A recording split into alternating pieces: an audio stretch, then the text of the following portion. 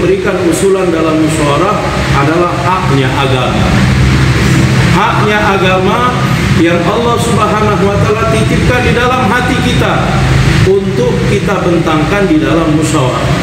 Kita memberikan usulan dengan meletakkan maslahat agama dan usaha agama di hadapan kita. Jangan memberikan usulan untuk kepentingan pribadi. Jangan memberikan usulan untuk kepentingan kelompok. Kalau kita memberikan usulan untuk kepentingan pribadi, untuk kepentingan kelompok, maka akan terjadi perpecahan.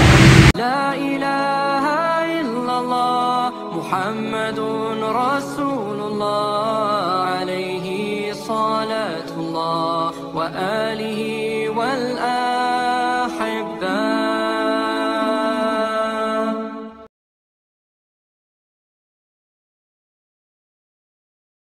Menjadi kebiasaan Nabi Sallallahu Alaihi Wasallam dan para sahabat radhiyallahu anhum ajma'in, atas urusan-urusan mereka bermusyawarah.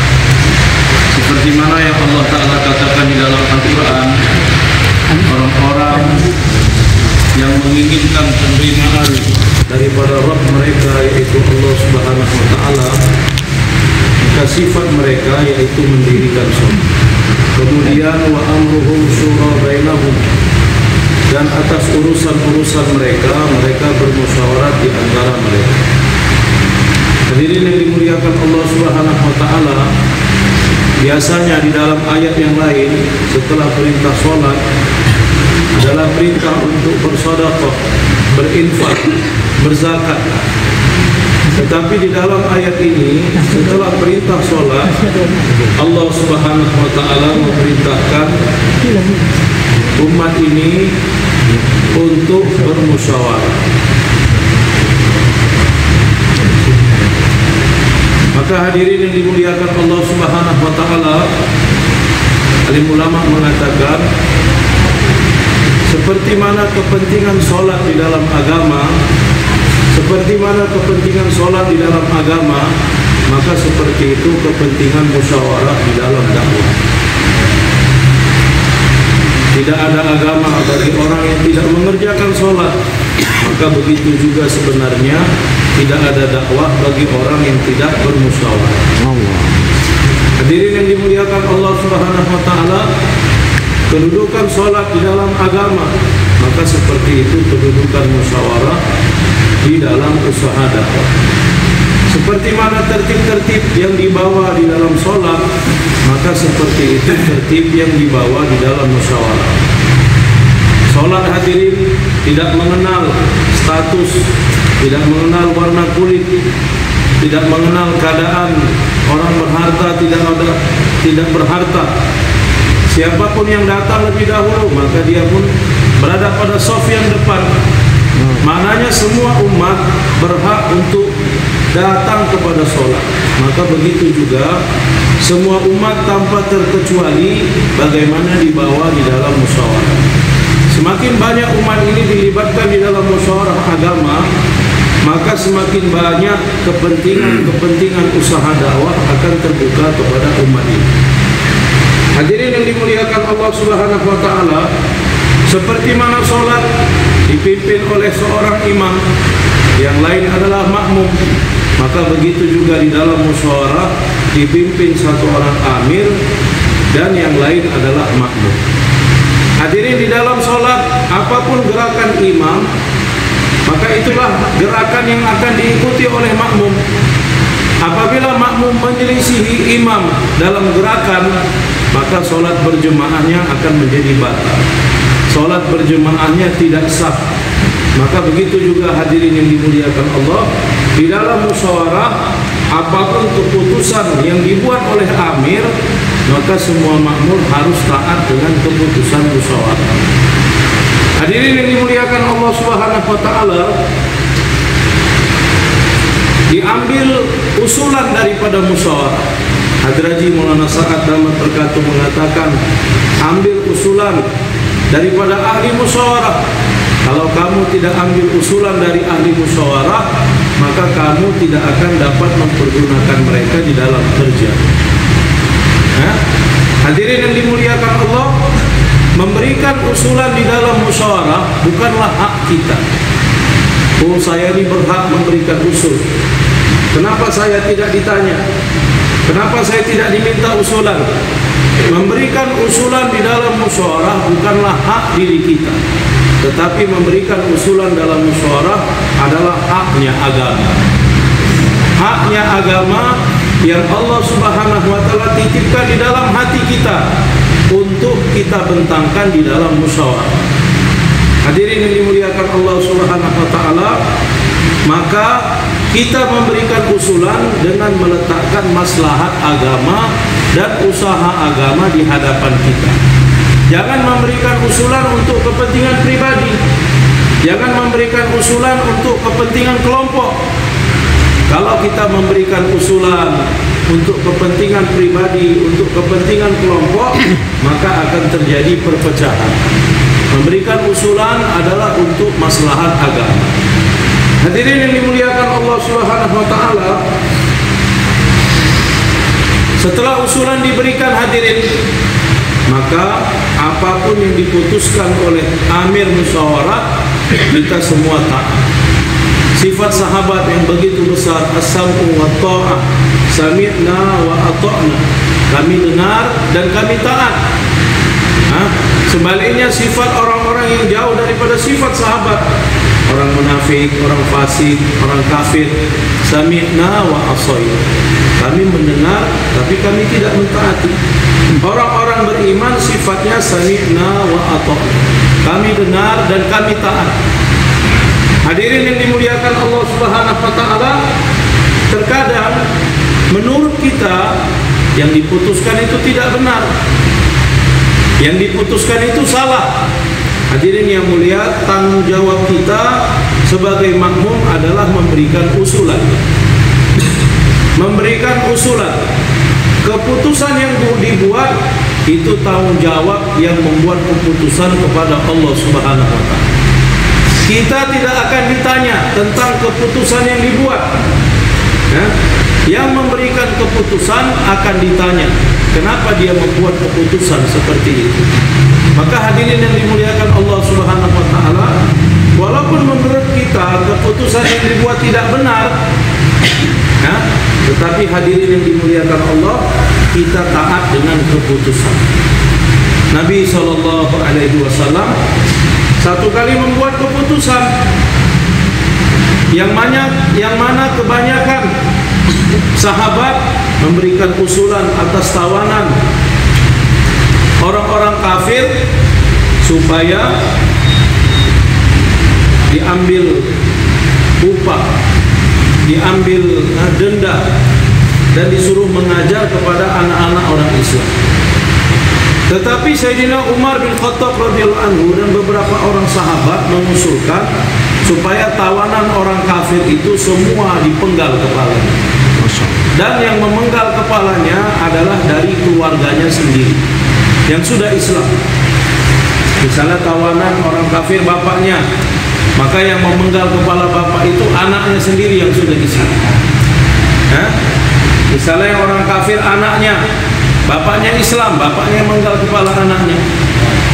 Hadirin yang dimuliakan Allah SWT, ini usulan Sayyidina Umar. Nabi SAW memutuskan usulan kebanyakan para sahabat. Usulan kebanyakan para sahabat. Akhirnya hadirin yang dimuliakan Allah, beberapa waktu kemudian Nabi SAW menangis di dalam Masjid Nabawi, sehingga Abu Bakar datang. Abu Bakar bertanya, "Ya Rasulullah, mengapa kau menangis?" Nabi mengatakan, "Aku telah membuat keputusan, tetapi usulan yang disukai Allah adalah usulannya Umar bin Khattab." Maka atas keputusan yang salah telah turun azab daripada Allah. Tetapi karena keputusan tersebut dibuat dengan jalan musyawarah, maka kesalahan itu dimaafkan hadirin. Sehingga azab hanya sampai di atas pohon. Apabila Umar bin Khattab datang, Nabi mengatakan, "Wahai Umar, sebenarnya usulan kamu yang lebih disukai Allah Subhanahu wa taala." Maknanya hadirin yang dimuliakan Allah Subhanahu wa taala, tanggung jawab kita memberikan usulan. keputusan yang dibuat itu tanggung jawab yang membuat keputusan. Hadirin yang dimuliakan Allah, keputusan yang diambil adalah amanah. Maka berikan tanggung jawab, berikan kerja kepada orang yang layak untuk mengambil kerja tersebut. Apabila dibuat keputusan dan yang diberikan tanggung jawab karena punya hubungan pribadi, karena punya hubungan keluarga, karena ada kedekatan emosi dan sebagainya. Hazrat Maulana Syamil Damat Berkatu mengatakan faisalah seperti ini berkhianat dalam musyawarah. Keputusan yang diambil karena orang tersebut memang layak untuk diberikan tanggung jawab tersebut. Satu kali hadirin Nabi SAW menawarkan satu pedang Yamani yang datang kepada Nabi, pedang baru. Nabi mengatakan, siapakah yang akan mengambil pedang ini? Sayyidina Umar bin Khattab telah berdiri, sahabat yang besar, asyaratul mubasyarah. Tapi Nabi mengatakan, wahai Umar, kamu duduk. Nabi bertanya lagi, siapa yang akan mengambil pedang ini? Zubair bin Awam radhiyallahu anhu telah berdiri. Nabi mengatakan, wahai Zubair, kamu duduk. Dua orang sahabat yang besar, dan dua orang ini dijanjikan pasti masuk ke dalam surga. Tapi pedang Yamani Nabi SAW tidak berikan pada mereka. Sehingga Nabi tawarkan lagi, memberikan takaza lagi, siapa yang akan mengambil pedang ini dan akan menunaikan haknya. Para sahabat apabila ditanya siapa yang berani menunaikan haknya, mereka tidak berani. Siapa diri kami berani menunaikan hak? Takaza yang diberikan maka harus ditunaikan. Akhirnya hadirin, satu orang sahabat yang baru masuk dalam Islam bernama Abu Dujana. Sahabat baru Abu Dujana. Abu Dujana mengatakan, ya Rasulullah, berikan pedang itu kepada aku. Maka Nabi panggil dia, Nabi berikan pedang Yamani kepada Abu Dujana. Apabila mereka sahabat masuk ke medan pertempuran, maka Zubair bin Awam telah mengikut Abu Dujana dari belakang. Dengan pedang tersebut, begitu banyak orang-orang kafir yang telah disembelih. Zubair bin Awam mengatakan, seandainya pedang itu diberikan kepadaku, aku tidak akan dapat menunaikan haknya seperti yang telah dibuat oleh Abu Dujana. Maka hadirin, pembuat keputusan memberikan kerja kepada orang yang layak. Bukan karena ini dekat dengan teman saya, ini kawan saya, ini saudara saya, ini orang yang taat pada saya, bukan. Tapi orang yang layak untuk diberikan kerja, maka kita berikan kerja. Hadirin yang dimuliakan Allah Subhanahu wa taala, sedikit ada musyawarah disampaikan kepada kita hadirin. Ini penting.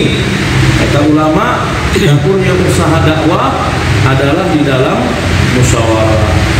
Maka untuk itu hadirin yang dimuliakan Allah Subhanahu wa taala, penting bagi setiap orang-orang beriman, apalagi setiap ahbab, untuk selalu ikut di dalam musyawarah. Sahabat mengatakan, aku tidak pernah melihat satu orang yang paling sering bermusyawarah kecuali Rasulullah sallallahu alaihi wasallam. Hazrat Maulana Syamil Damat Berkatu mengatakan, pernah Maulana Ilyas rahimahullah berturut-turut bermusyawarah sampai 23 jam. Bermusyawarah sampai 23 jam. Terus duduk dalam musyawarah. Orang datang berikan kakuzari, takaza langsung diberikan. Orang datang lagi kakuzari, takaza diberikan. Hanya berhenti untuk mengerjakan sholat, kemudian musyawarah.